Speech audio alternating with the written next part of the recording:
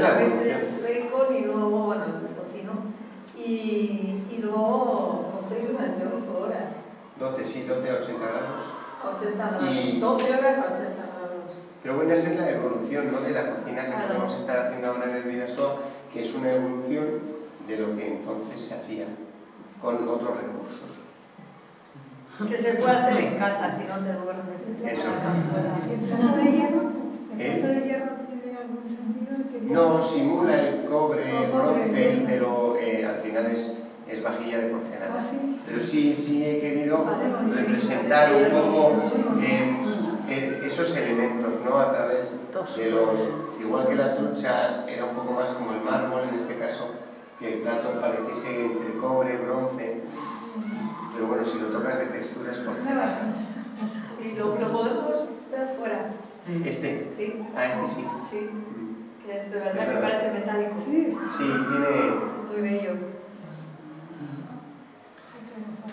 Este plato a mí, cuando Íñigo estaba cocinando, me entró un hambre. Que no sabemos qué hacer con la salida. Tenemos que hacer una comida romana cocinada por Íñigo, por Dios. Se está cayendo. Ya hemos dicho, por el tema de la pandemia, pues no es posible, pero el plan inicial era sacar un poco para que pudieseis probar. Pero sí. No puede ser eso. ¿No se pueden probar esos platos tan ricos? Aquí y ahora no. No digo, ¿eh? Pero bueno, no sé. En Bueno, el futuro estamos... El menú está hecho. Sí. Quiere decir, el menú ya está hecho porque los platos se han desarrollado y los platos ya están. Que en un momento dado se puedan ir a probar, ya lo... Bueno, es cuestión de... Hacemos una comida romana. Combina una visita con Eso una sería. comida y sí. Pero Sí. No, pero ahí está y sí. cuando esté la vacuna, Eso es. organizamos la comida. Cuando esté la vajilla, has dicho. La vacuna. Bien, bueno, pues eso, queríamos aquí representar la importancia del lardo, eso que a ojos de los aristócratas más refinados era cosa de bárbaros, pero en realidad era algo bien normal, ¿sí?, como otras tantas cosas, que bueno, ahora iremos viendo también. Sí, por ejemplo, en la bebida. En la bebida, los romanos, por supuesto, pues en el ejército se bebía agua, pero era muy popular una bebida llamada, se traduce como vino agrio, ¿sí?, que era como agua con vinagre, una mezcla que tenía bastante fama y tenía propiedades bastante beneficiosas, ¿sí?, pues hidratantes, quitaba la sed, anestésicas, pues para el dolor, hemostáticas, ayudaba a cerrar hemorragias, y antisépticas, ¿sí?, pues también para el tema de infecciones y así era bastante beneficiosa. Y se nos cuenta que los soldados llevaban pues cantimploras o pues llevaban ubres pues, de vino agrio, este vinagre, pues para beber durante las marchas militares. Y bueno, está el tema del alcohol, que siempre tenemos, bueno, aquí una viñeta de Asterix de un soldado que ha bebido demasiado y está hablando más de la cuenta cuando ha venido una patrulla justo. Bueno, está el tema del alcohol, que siempre se nos ha mostrado a los soldados como pues, que bebían demasiado, que podían montar broncas. Bueno, precisamente por eso la distribución de alcohol estaba controladísima. Daban raciones muy pequeñas de alcohol. Cuando estaban en servicio apenas podían beber, ¿sí? En cuanto al vino, se nos dice que medio sextario. Es un dato del siglo II después de Cristo, de la época de Marco Aurelio más o menos, y se nos dice que se les daba como mucho medio sextario, que serían 0,27 litros, ¿sí? Unos pocos chiquitos, ¿sí? Uno. Pues para evitar ese tipo de broncas, ¿sí? Y bueno, al norte, eso sí, cerveza. Esa cerveza que seguramente sería de trigo, también racionada. No he encontrado un dato que me diga cuánta repartían, ponían cerveza. Y con la cerveza nos pasa lo mismo que con el lardo, que para los aristócratas más cultos, más patriotas, más romanos, la cerveza era algo de bárbaros, ¿sí? Al igual qué pasa con el lardo cuando describe a los pueblos del Cantábrico, para el tema de la cerveza también dice, para dejar a las gentes de aquí en mal lugar, que solo bebían cerveza, ¿sí? Como si fuesen, para mostrarnos qué bárbaros eran. Pero, de nuevo, otro tipo de fuentes, la arqueología, nos demuestra que la cerveza estaba bastante extendida. Claro, preferían el vino, pero la cerveza, donde el vino pues, no se podía producir pues, por las condiciones climáticas o orográficas, estaba muy extendida. Y tenemos una carta de un oficial que, bueno, estaba en el muro de Adriano, sí, una carta que se ha conservado en una tablilla de cera de un oficial que, bueno, pues pide instrucciones a sus superiores, pues, como la leo, sí, mi señor, le ruego que nos envíe instrucciones sobre lo que debemos hacer mañana. ¿Debemos regresar todos con el estandarte o solo la mitad de nosotros? Y mis hombres no tienen cerveza, por favor, dé órdenes para que nos envíen un poco, ¿sí? Pues eso dentro del ejército. Sí, estaba bastante, al igual que el lardo, el tema de la cerveza también, tenemos una muestra de cómo está bastante extendido y de nuevo de cómo pues, tenemos que mirar más allá de unas fuentes específicas que tienen otras intenciones propagandísticas o lo que sea. Y bueno, ya hablando de la bebida, pasamos al postre, que en el ejército no tenemos constancia de que el postre fuese oficial, pero sabemos que consumían fruta, que consumían miel. De hecho, también tenemos algunas anécdotas de cómo están en campaña, están luchando por ejemplo contra los persas en el siglo IV, se apoderan de un fuerte persa y encuentran suministros. Y bueno, pues se apropian de esos suministros y se los comen. Y hay fruta, hay miel, hay calabazas, y bueno, pues a raíz de todos estos datos, como aquí la manzana pues, ha sido siempre muy importante en la dieta del Cantábrico, de la zona del Pirineo Occidental, pues a Íñigo se le ocurrió pues, este postre que tiene una pinta... Bueno, sí, al final hemos querido hacer una compota de manzanas asadas, en este caso de la variedad reineta, y hemos querido recuperar otra vez las galletas que hicimos, pero deshidratando la manzana. Al final lo que hemos hecho ha sido como 1000 hojas de compota de manzana con esos crujientes de manzana deshidratado, que luego por encima le hemos añadido esos dátiles que eran importantes entonces. Sí, se comían muchos dátiles. Y lo hemos recubierto con una miel que la hemos mezclado con un poquito de oporto. A su vez unas gelatinas que hemos hecho de vinagre de vino para que le dé ese punto astringente y luego un manjao que hemos hecho de enebro y pimienta negra para darle ese punto de especia. Ya. Y la verdad que bueno, ha quedado un postre muy interesante en boca por esos puntos dulces de la miel y del oporto, pero al mismo tiempo de esa gelatina astringente, una vez más con los dátiles y luego con esa manzana que no le hemos echado nada de azúcar a la hora de asarla, con lo cual pues tiene puntos de contraste y textura, la verdad que está muy rico. Y el enebro le da un punto con la pimienta muy rico. Bueno, el azúcar en cierto sentido lo sustituye la miel en este caso. Sí, por eso, pero que está asado sin azúcar. Por hacerlo, sin los recursos de los romanos, quiere decir que la hemos asado tal cual. Por eso el aporte de dulce se lo da la miel y el oporto. Es un postre digestivo y la verdad que, bueno, en el vídeo yo creo que lucirá incluso más que en la foto. Sí. Porque aquí al ser cenital no se ve la textura. Ni las capas. Sí, ganaba cierta altura, era una cosa así al final. Sí. ¿No? La manzana también deshidratada, que es otra técnica. Y bueno, es una representación de lo que he podido aprender yo estando con Yoki. Sí, yo también he aprendido muchas cosas. He aprendido, que la alimentación de aquella época tiene reflejo en la nuestra más de la que pensamos. Sí, de hecho, el tema del lardo, el tema de la manzana, el tema de la miel, de los cereales, de cómo puede todavía, ¿sí? Hombre, yo creo que los romanos ni en sus sueños más locos imaginarían poder hacer un menú tan delicioso. Bueno, hemos querido representar un poco también, sí, ¿no? Esa evolución y esa cocina más creativa del Vidasoa, ¿no? Quiero decir que, evidentemente, si tuviese que dar de comer al ejército, ya te cuento cómo iba a poner yo en el plato. Cucharada de crema de manzana y para adelante.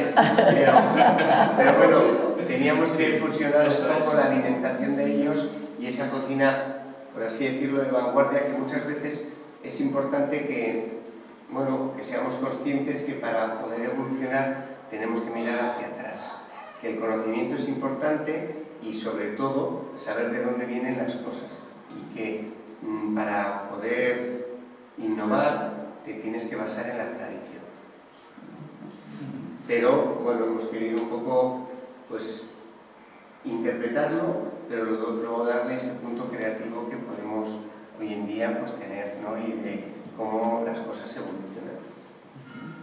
Sí, para mí ha sido una experiencia muy bonita.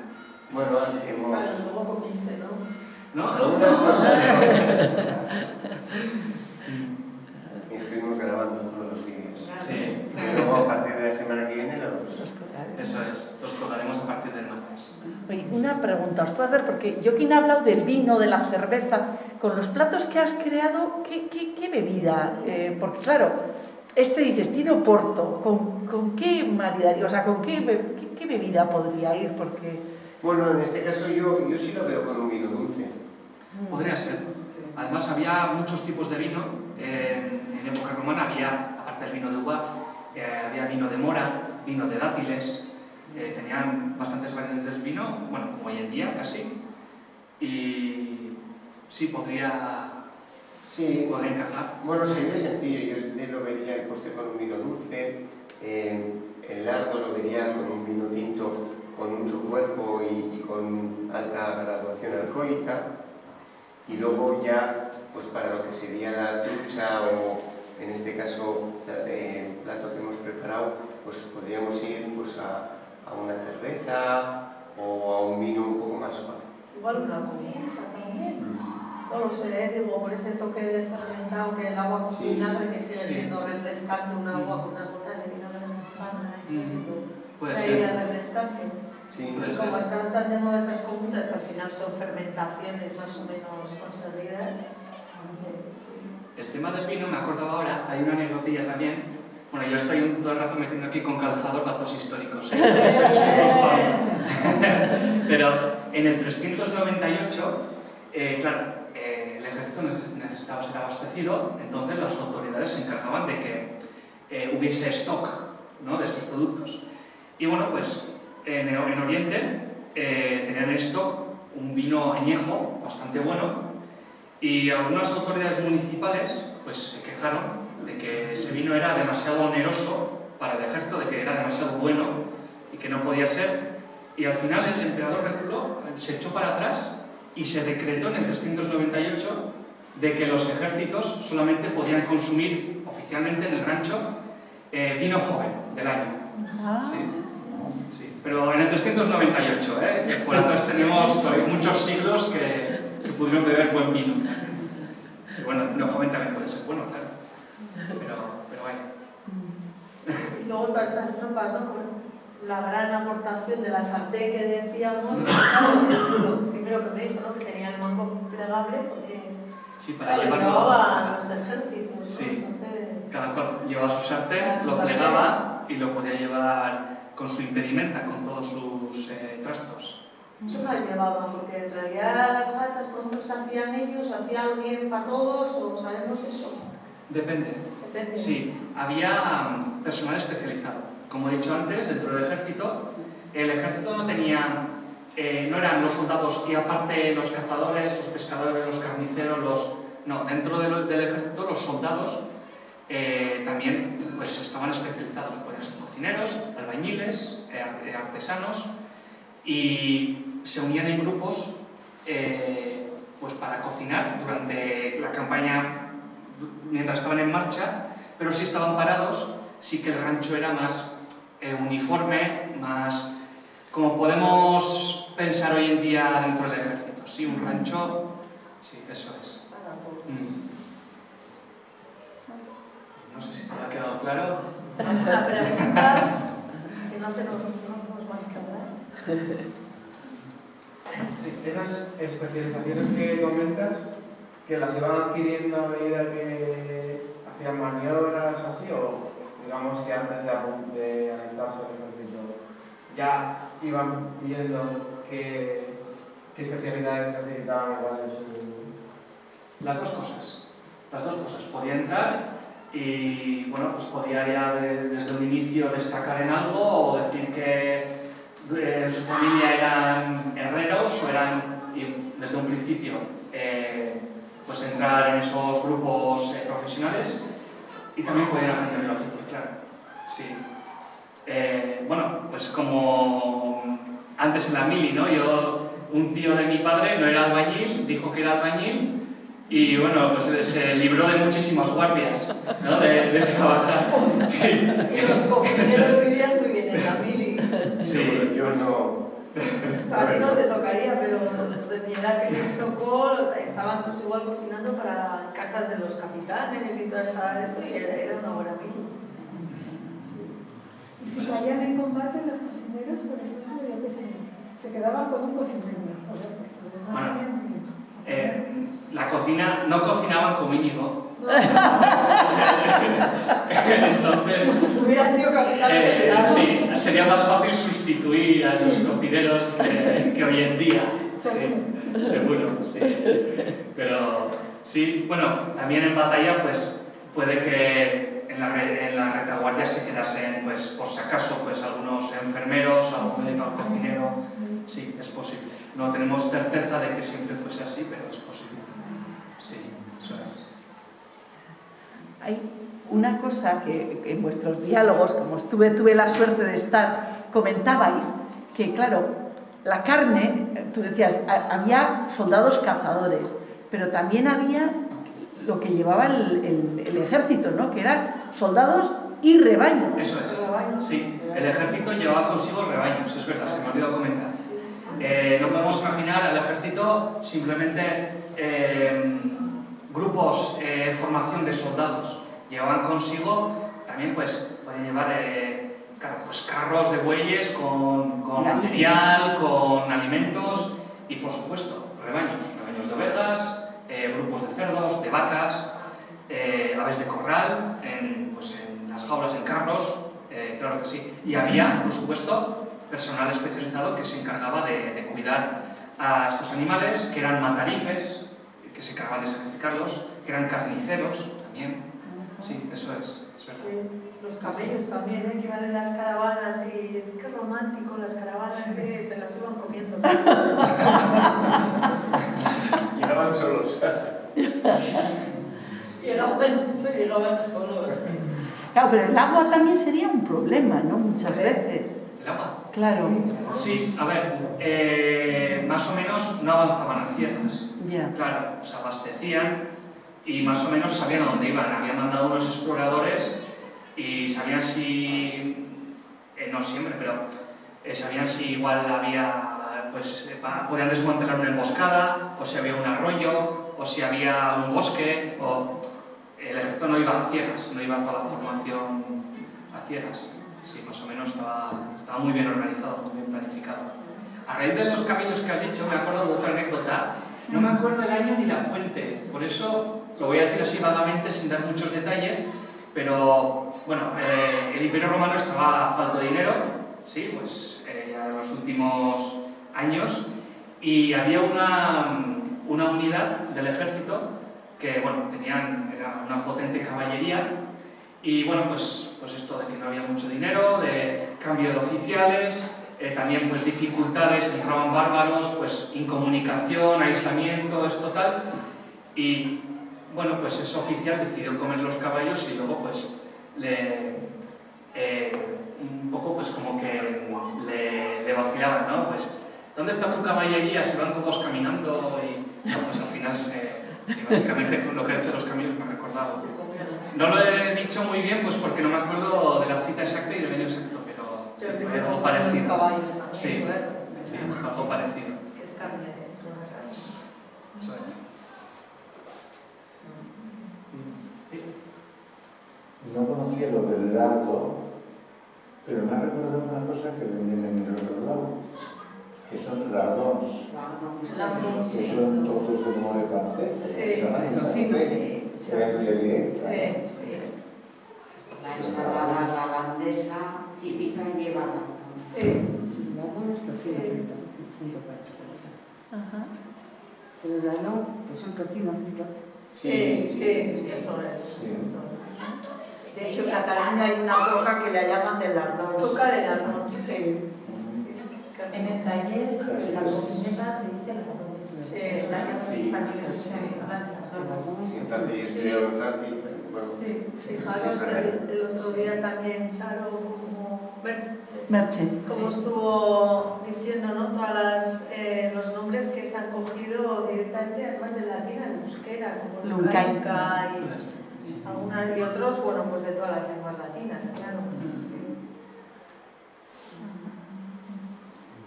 ¿Se sabe algo de los utensilios que utilizaban para cocinar y luego para comer los soldados? ¿Hay restos de pucheros? ¿O habéis hablado de las sartenes?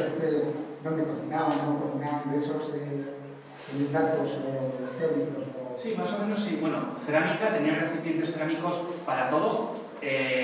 Además, tenían la recipientes. era distinta, ¿no? Sí, eso es. Tenían un recipiente para cada cosa. ¿Sí? Pues para cocer lentejas tendrían un recipiente, para cocer verduras tendrían otro. Eran bastante caprichosos en ese sentido.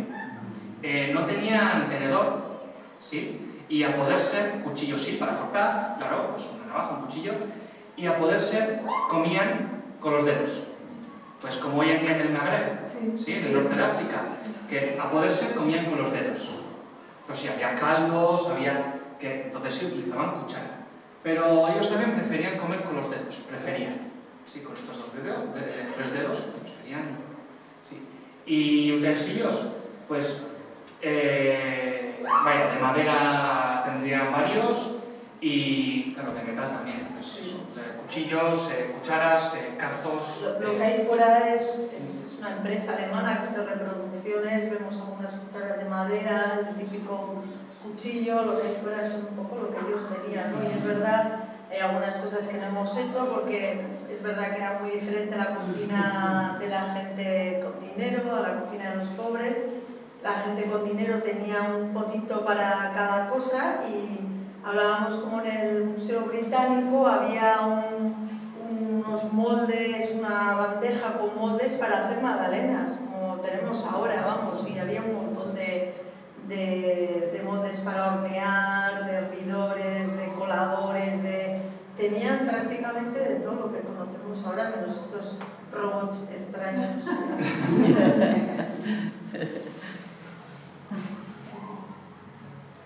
Una pregunta más. Creo que he hablado muy rápido, igual se nos ha colado algo, no sé, o me he colado algo. No sé. Y lo del vinagre que has dicho, creo que también explicaría un poco lo que explica la Biblia de que a Jesucristo le dieron una esponja.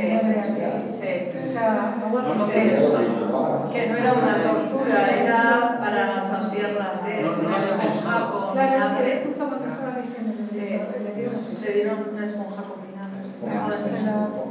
¿Verdad? No lo había pensado. Sí, este vino agrio le llamaban, pero era agua con vinagre.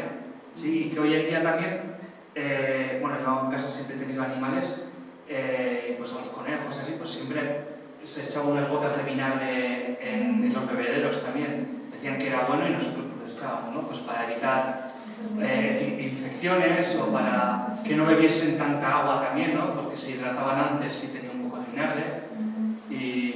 Pero lo de la Biblia no, es verdad, no había caído en ello. Y luego él contaba también, ¿no? Cómo en las diferentes comidas, bueno, pues al principio igual el vino le echaban agua, le echaban flores, etcétera, ¿no? Como se iba rebajando al principio, pues claro, pero pues Sí. era mejor. Bueno, eso en el ejército no. En el ejército ya hemos dicho que el alcohol estaba muy controlada. ¿Sí? En su ocio sí que armaban buenas. ¿Sí? Cuando salían de permiso, claro, tenían dinero, y cuando salían de permiso, pues sí que armaban broncas y eran bastante conflictivos. Incluso los veteranos, los que ya se licenciaban, luego tenían problemas para adaptarse a la vida civil, y sí que muchos terminaban mal, alcoholizados y mal. Bueno, pues más o menos también los problemas que puede haber hoy en día con el ejército. Pero en las mesas de la gente pudiente, de los honestiores, sí que es verdad que el alcohol también al principio estaba racionado, ¿sí? Pues para poder degustar mejor, para poder apreciar mejor los platos, al principio, en el aperitivo, en la primera mesa, que sería el plato principal, pues el vino, el alcohol estaba muy racionado. Lo mezclaban con flores, con agua, ¿sí? Intentaban retardar la borrachera, básicamente, para poder apreciar mejor los sabores y todo eso.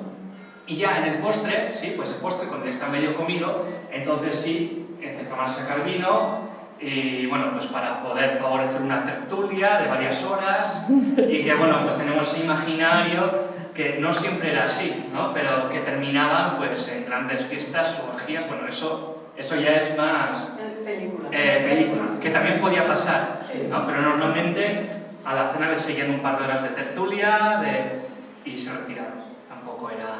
Pero eso sí, bebían mucho. Al final intentaban retardarlo. Aquí en Oyaso seguramente comerían también salmón y anguilas. Seguro, sí. Que es lo que era bastante poco, ¿no? Sí, se han encontrado... En el Bidesoa había esto para poder salmón, como trampas para poder salmones. Eso se ha visto. Sí, desde que hay fuentes escritas, desde la Edad Media, que se refieren a esas nazas, a esas trampas para salmones, sí que podemos pensar que en época romana, por supuesto, aprovecharían el tirón del Bidasoa. En las fuentes escritas se nos habla de truchas, quiero decir, peces de río, truchas y barbos, ¿sí? En esta, más o menos en la zona cantábrica, en la Galia, pero yo pienso que salmones también consumirían aquí. Sí, una pregunta. Sí, claro. para ir acabando igual. No, es nada más que vinculado al ejército, ¿no? Hablabais de ejército, de la comida, tal. Pero llevándolo a hoy en día, ¿cómo es desde lo que conocemos, ¿no? O desde lo que conoces? Claro, la organización en la cocina será militar también, ¿no? ¿O tendrá algo de jerarquización, disciplina? Sí, igual. Sí, es verdad que hay mucha más metodología de lo que normalmente se cree en las cocinas profesionales. Y jerarquía militar, bueno, yo sí la he vivido en Francia en mis inicios cuando fui a París a aprender. Yo creo que esa parte de jerarquía militar ya se está perdiendo un poco, pero los procesos en las cocinas sí se mantienen, sobre todo en las cocinas organizadas. Es muy importante, si no, pues es imposible poder organizarte a dar comidas y volumen. Esa parte sí. Y sí es verdad que, bueno, antiguamente, pero yo lo he vivido de más joven y sobre todo en Francia, existía esa jerarquía militar que yo creo que tú también la has conocido. Y bueno, pero yo creo que en la sociedad hoy en día esa parte de jerarquía, pues bueno, estamos aprendiendo a dejarlo un poco más. Hacer más equipo, ¿no? Sí, más equipo y cada día es más importante las jerarquías. Hay a quien les puede funcionar, pero yo no soy partidario. Creo que hay jerarquías más horizontales ahora mismo, otras maneras de poder organizar y dirigir equipos. Pero los procesos en la cocina sí se mantienen, porque sí son importantes los métodos y los procesos. Es que, bueno, primero con respecto a, pues claro, estaba el jefe de cocina, el subchef, o sea, el subjefe, bueno, el cocinero, el ayudante de cocina, el marmitón y debajo el comis.